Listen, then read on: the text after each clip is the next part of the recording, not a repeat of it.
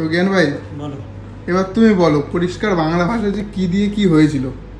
কেউ জানে না, কেউ বুঝতে পারছে না, তোমার মুখ দিয়ে শুনতে চাই সবাই। আমি টন্ডা ভাইকে সকালবেলা নেপালে আনতে গেছিলাম।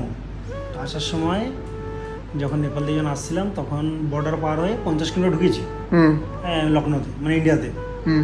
গাইস, অবশেষে কিন্তু জ্ঞান ভাই তার মারাত্মক সেই কার অ্যাক্সিডেন্টের সেই ঘটনাটা কিন্তু নিজের মুখে কিন্তু সম্পূর্ণটা বর্ণনা করেছেন।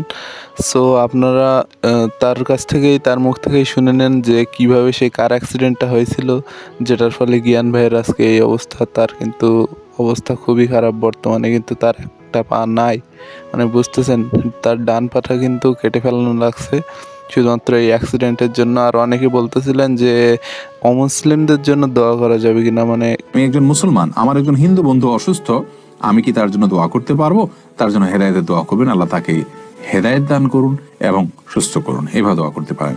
জ্ঞান ভাইয়ের অবস্থা কিন্তু আগের থেকে বর্তমানে মোটামুটি ভালো। সে কিন্তু এখন কথা বলতে পারতেছে। আর সে কিন্তু এখন বর্তমানে আছে লখনৌতে, সম্ভবত ইন্ডিয়ার লখনৌতে, সেটা কিন্তু কলকাতা থেকে অনেকটা দূরে। আর আপনারা মনে করতে পারেন যে জ্ঞান ভাই বাংলায় কথা বলতেছে কেমনে। জ্ঞান ভাই কিন্তু বাংলা জানে, বিকজ সে কিন্তু সম্ভবত পশ্চিমবঙ্গের তার বাসা, আমি যতদূর জানি। সো সে কিন্তু বাংলা কলকাতা থেকে কোনো মানুষ তাদের সাথে দেখা করতে গেছে, এটা দেখে কিন্তু জ্ঞান ভাই অনেক খুশি হয়েছে, যেটার ক্লিপস, এই ছোট্ট একটা ক্লিপস আপনারা দেখে নেন। এখন তো ওরা একটু সুস্থ আছে, এখন একটু কথা বলতে পারছে, এখন ওরা একটু চাই বন্ধু বান্ধব, তাও তো এই কলকাতার মানুষ, মানে হয় না নিজেদের লোক, এবার একটা ফিল আসছে না সত্যি আর অনেক দূরে হয়েছে না, আমি তো ভাবিনি কলকাতা থেকে আসবে। ওরে বাবা, তাই নাকি? একটু বলে তো আসতে পারতে।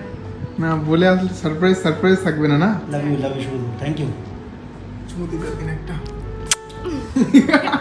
সো গাইস, এবার জ্ঞান ভাইয়ের মুখ থেকে জেনে নিই যে তার অ্যাক্সিডেন্টটা কিভাবে হয়েছিল, মানে টোটাল অ্যাক্সিডেন্টটার বর্ণনা সেটা তার কাছ থেকেই শুনে নিই, তার মুখ থেকে।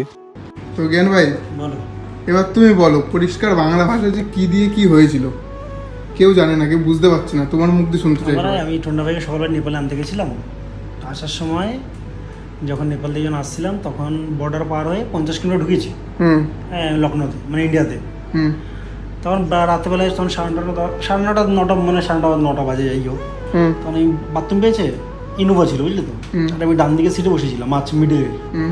তো বাথরুম পেয়েছে, তো তুমি এই ড্রাইভারটা এসে দরজা খুলে দিল, স্যার আপনি তুমি নামো।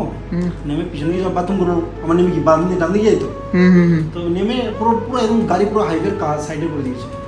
তো খুলেছে, নেমে বাথরুম করতে প্যান্টটা খুললো, দাম এসে সিধা কিছু লরিতে না 4 চাকায়?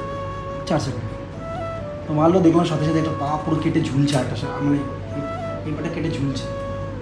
তো যতটা ঝুলছে ততটা আমি নিজেই ছিঁড়েছি, জানি না কী ঘুষে ছিঁড়েছি, চিল্লাই নেই কোনো জানি কেন, চিল্লালাম না। বাঁধলাম নিজের পা দুবার, টন্ডা ভাই গেঞ্জি ছিঁড়েছি, ড্রাইভার গেঞ্জি ছিঁড়েছি, ছিঁড়ে বাঁধা রক্তটা বন্ধ করতে হবে। তারপর টন্ডা ভাই যত দূরে হসপিটাল নিয়ে চলো। কি সাহস! তো তোমাদেরকে দেখাই, দেখো এই সাইডের, বুঝতে পারছো তোমরা, আমি আর কিছু বলতে চাই না।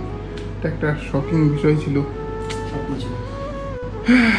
গাইস, কলকাতা থেকে যখন সুব্রত দাদা লখনৌতে গিয়ে পৌঁছায়, লখনৌতে গিয়ে পৌঁছানোর পর জ্ঞান সুজন, মানে জ্ঞান ভাই যে হসপিটালে আছে, ওইখানে গিয়ে পৌঁছানোর পর তাদের সাথে যে প্রথম দেখা করছিল, তো সেই মুহূর্তটার একটা ছোট্ট ক্লিপস দেখাই।